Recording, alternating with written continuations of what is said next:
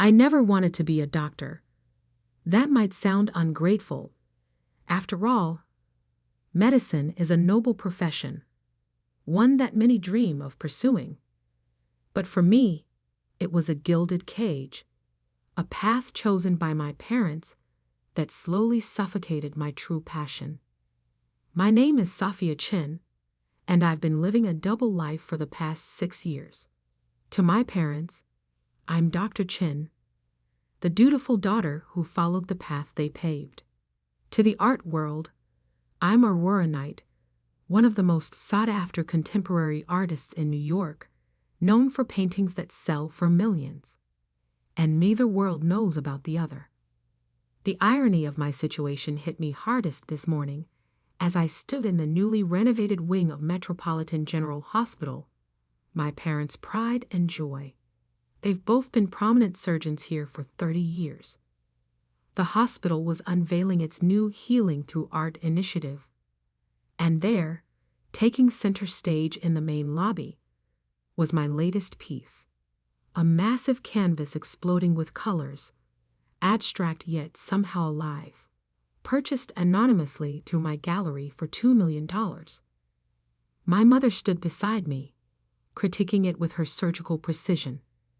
"I don't understand modern art," she said, wrinkling her nose. $2 million for splashes of paint. The hospital board must be losing their minds. If only she knew those splashes of paint would pay for an entire year of the hospital's pediatric care program. My father joined us, his white coat pristine, as always. "At least it adds some color to the place," he muttered. Though I would have preferred they spend the money on new equipment. I bit my tongue, remembering the night I created that painting. I had just finished a 36-hour shift at the hospital, their hospital, and instead of sleeping, I'd gone straight to my secret studio. The emotions poured out of me onto the canvas.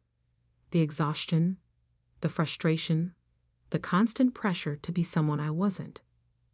But my story really begins 10 years ago, when I was 18 and dared to dream of attending art school. Absolutely not. My father's voice had thundered through our house, making the fine china in the display cabinet tremble. "No daughter of mine will waste her life painting pictures." I stood in our living room, acceptance letter from the prestigious Art Institute clutched in my shaking hands. The same hands that had secretly won 3 national youth art competitions under a pseudonym. The same hands my parents wanted to train for holding scalpels instead of paintbrushes. "But Dad, I got a full scholarship. They say I'm one of the most promising young artists they've seen in years." My voice sounded small, even to me. My mother sat perfectly straight on our leather sofa, her expression a carefully constructed mask of disappointment. "Sophia, we've invested everything in preparing you for medical school. The extra classes, the summer programs, the MCAT prep courses. This isn't up for discussion." I never asked for those things. I protested, feeling the familiar pressure building behind my eyes.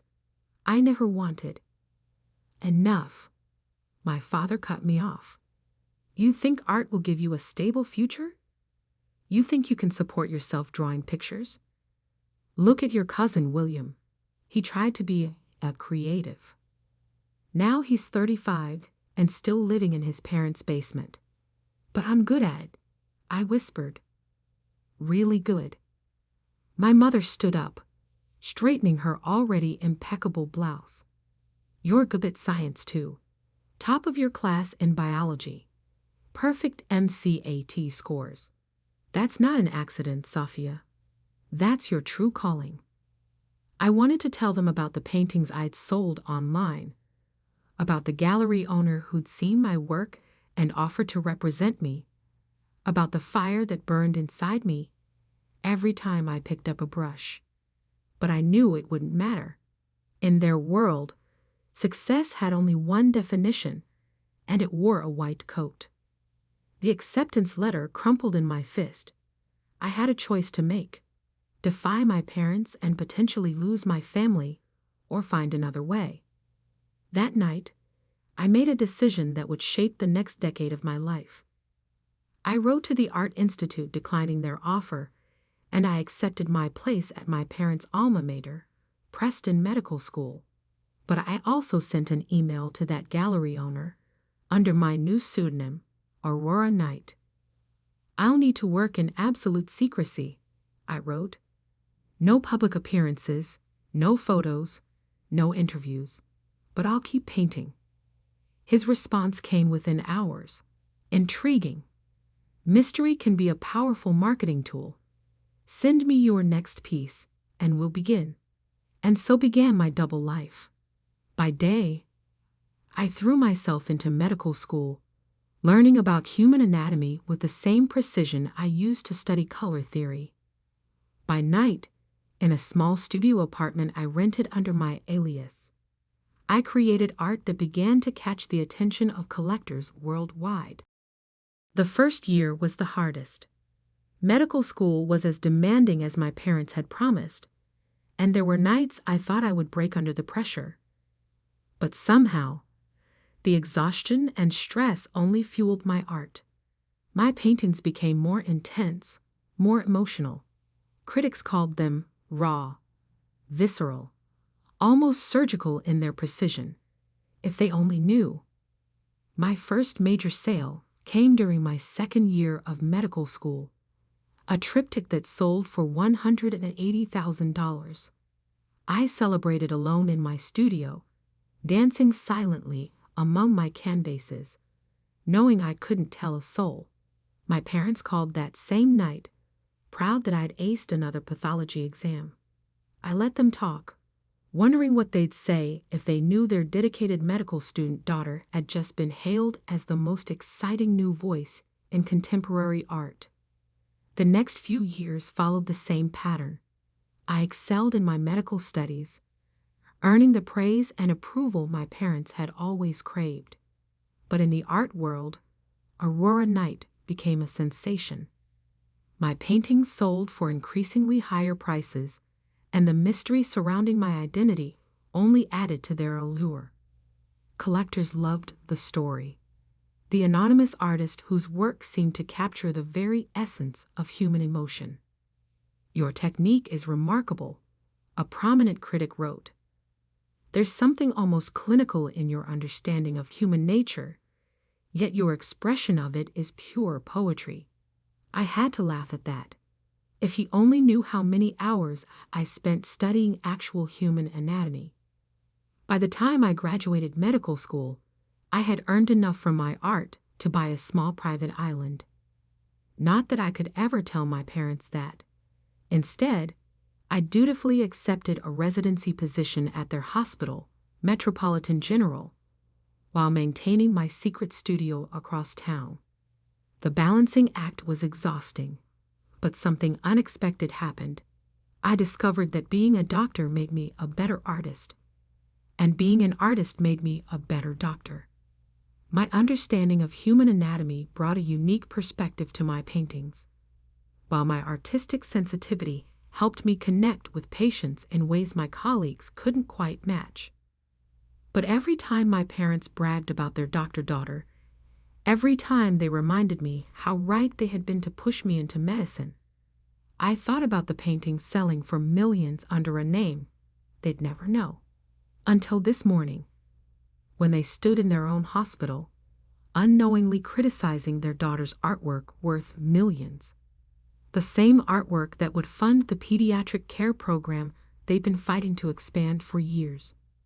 And that's when I realized, maybe it was finally time for Aurora Knight to step into the light. But I never expected what would happen next. The decision to reveal my identity wasn't made in a moment. It built slowly, like layers of paint on canvas, each small incident adding another stroke to the bigger picture. My father's criticism of the painting in the hospital lobby that morning was just the final layer. What he didn't know was that I had another piece being unveiled that same evening at the Metropolitan Museum of Art. Standing in the hospital's sterile hallway, still in my white coat, I checked my phone. 3 missed calls from Marcus, my gallery owner. A text message flashed across the screen. Major problem with tonight's unveiling. Need to speak ASAP. I ducked into an empty consultation room, my heart racing. Marcus, what's wrong? His voice crackled through the speaker, tense with worry. The Times is running a piece on Aurora Knight. Someone talked. They're claiming they know your real identity. My blood ran cold. That's impossible. Only you know. It wasn't me, he cut in. But someone at the hospital connected the dots. They've noticed you're never on shift during Aurora Knight's major shows. They've linked the anatomical precision in your work to medical training. They're running the story tonight. Right before the Met unveiling, I sank into a chair, my legs suddenly weak. 6 years of careful secrecy, about to unravel because I'd been careless with my shift scheduling. Can we stop it? I whispered. Not unless you want to confirm or deny on record. They're giving us 1 hour to comment. Through the consultation room window, I could see my parents in the distance, doing their rounds together as they had for 30 years. They looked so confident, so certain of their world and their place in it. I'll call you back, I told Marcus. I had spent years maintaining this divide, the dedicated doctor-daughter and the mysterious millionaire artist. But trying to keep these worlds separate had become like trying to keep oil and water from mixing by sheer force of will. Exhausting, impossible. My pager buzzed. Emergency in the pediatric ward. As I rushed down the corridor, my mind raced through the implications.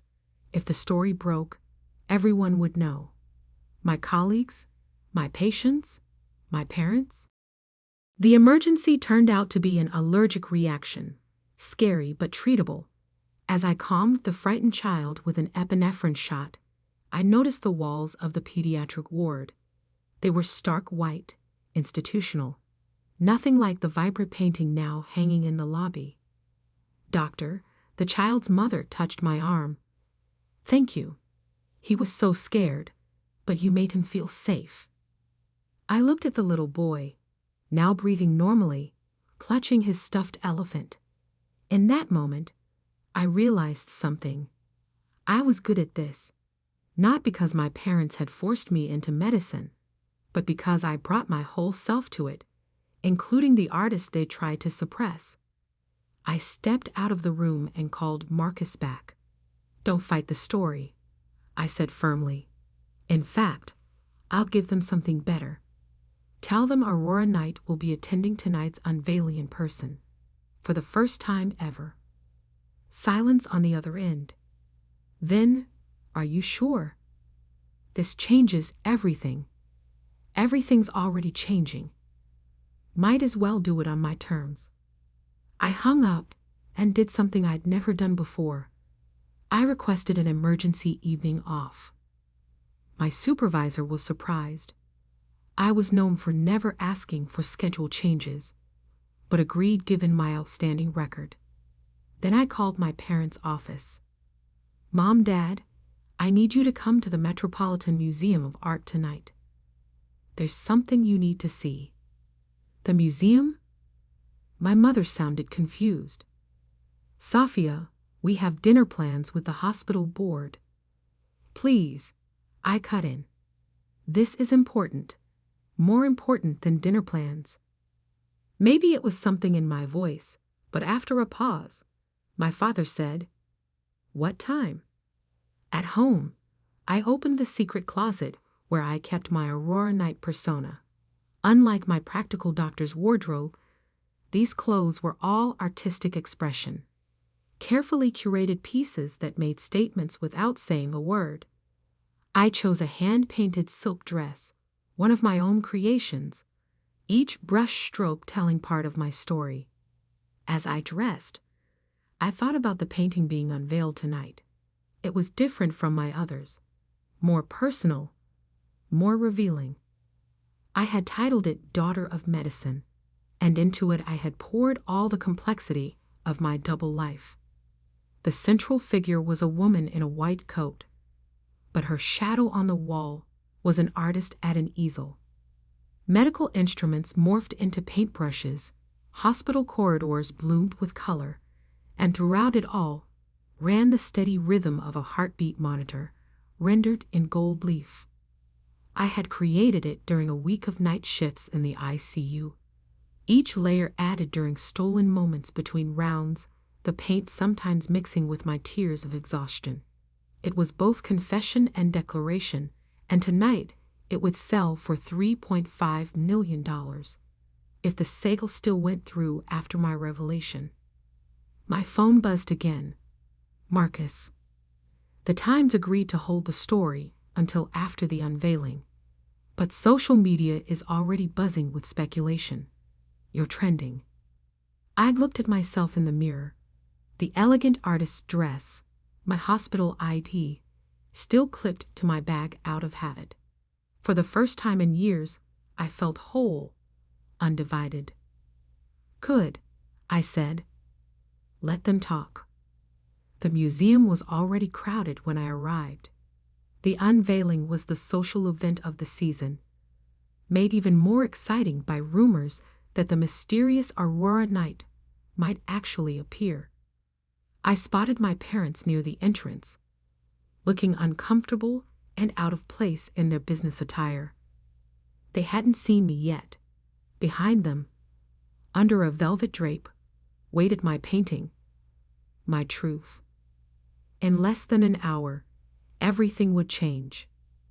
Marcus appeared at my elbow, looking nervous. The press is here in force.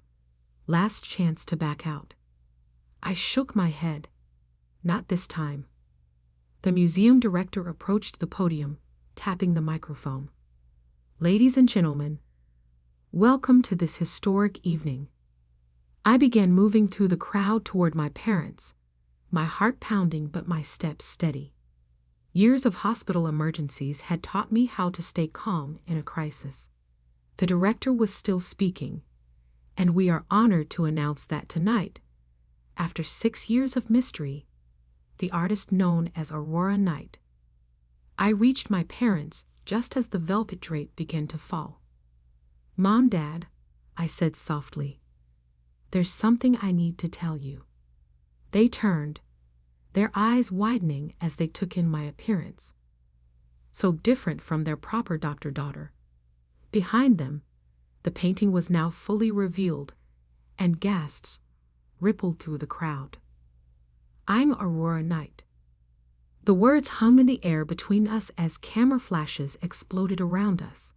My mother's face went pale, my father's jaw clenched, and in their eyes, I saw something I had never seen before, complete and utter shock. But before they could respond, before they could process this revelation, something happened that none of us expected. Something that would turn this already momentous evening into a night that would change not just my life, but the entire art world forever. The silence lasted only seconds, but it felt like hours. Then chaos erupted. Camera flashes exploded around us like strobe lights. Reporters shouted questions.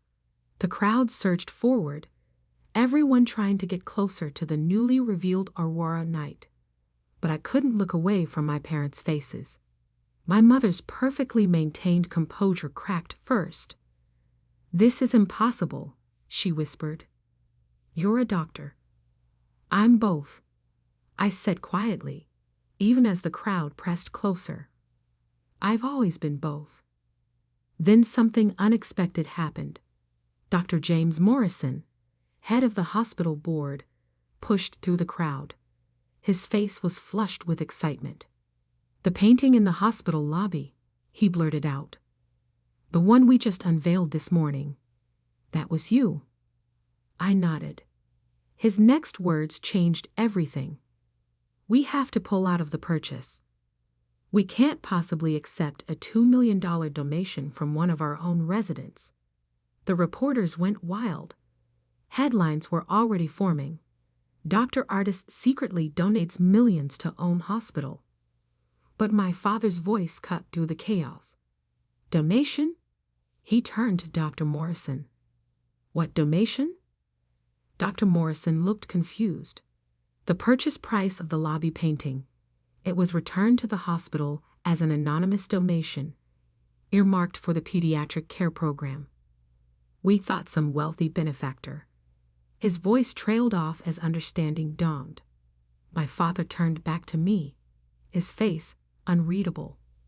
How many other paintings? How much?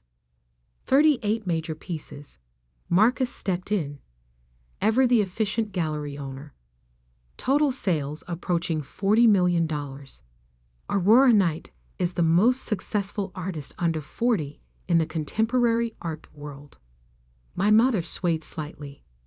Nearby, a senior art critic was practically dancing with glee. The precision in her work, it all makes sense now. She brings a surgeon's eye to her art. Actually, I corrected him gently, I bring an artist's heart to my medicine. That's when the second surprise of the evening arrived.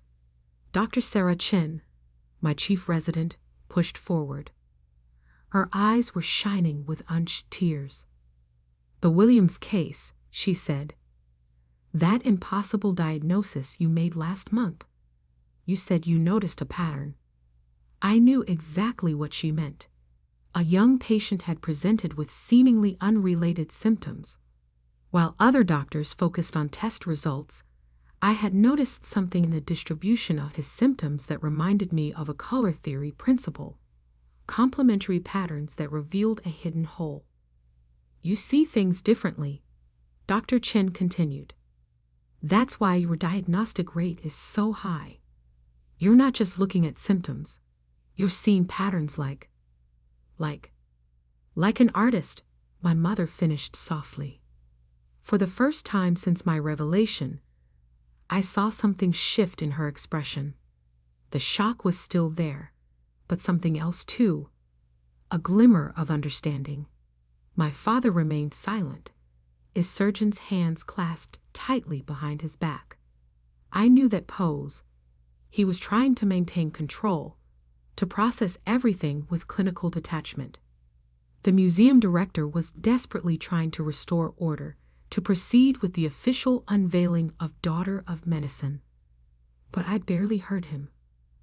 My focus was entirely on my father as he slowly walked toward my painting. He stood before it, this man who had never wanted his daughter to be an artist, studying every detail with the same intensity he brought to examining X-rays. I held my breath. The anatomy, he said finally, his voice rough. Every muscle, every proportion, it's perfect. Yes, I said, moving to stand beside him. Because I learned it from you. He turned to me, and I saw tears in his eyes, something I'd never seen before. All these years, he whispered, we thought we were teaching you to be a doctor, but you were learning to be something more. My mother joined us, her hand finding mine. The painting in the hospital, she said. You didn't just donate the money. You chose that spot in the lobby because it's where you both stop every morning. I finished. I wanted to bring some beauty to your daily routine, even if you didn't know it was from me. The cameras were still flashing, reporters still shouting questions, but in that moment, it was just us, a family seeing each other clearly for the first time. Marcus approached cautiously. Sophia, the buyers are waiting.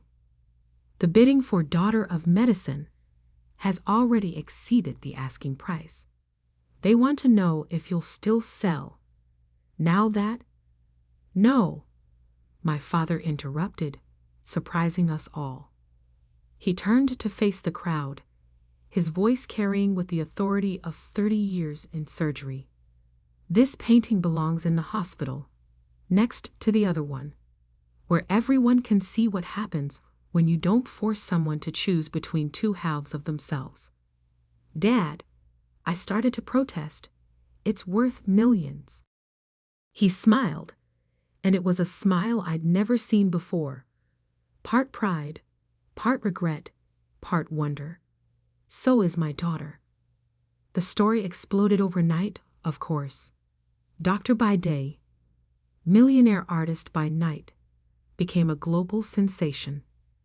The art world was fascinated by how medical training influenced my work.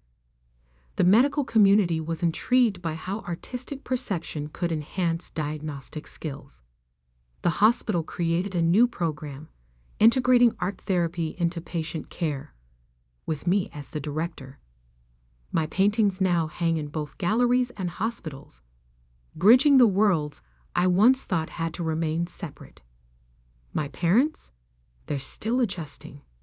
Sometimes I catch them looking at me like they're seeing a stranger. But more often, they're looking at my work, both medical and artistic, with new eyes. Last week, I found my father in front of the lobby painting, studying it during his morning rounds. I was wrong, he said without turning around.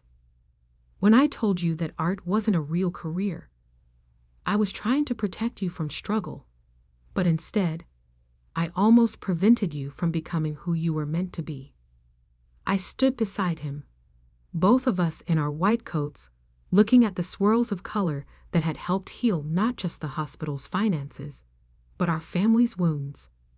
You didn't prevent anything, I told him.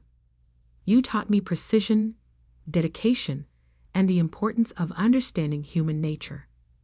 I just applied those lessons to a larger canvas than you expected. He laughed, a real laugh, free from the weight of expectations. Your mother's talking about taking art classes, you know. Says she wants to understand your world better. It was always the same world, I said softly. I just needed everyone else to see it. Now, when people ask me if I'm a doctor or an artist, I smile and tell them the truth. I'm someone who refuses to be defined by other people's limitations. My art heals in one way, my medicine in another, but both come from the same place. A desire to make the world a little more beautiful, a little more whole. And my parents, they finally understand that success doesn't always wear a white coat. Sometimes it comes covered in paint. The plaque beneath the painting in the hospital lobby now bears both my names, Dr. Sophia Chen and Aurora Knight, a reminder that we are all, perhaps, more than the labels others give us. We just need the courage to show our true colors. And somewhere, in my studio that's no longer secret, a new canvas waits. Because this isn't the end of my story. It's just the first time I'm signing it with my real name.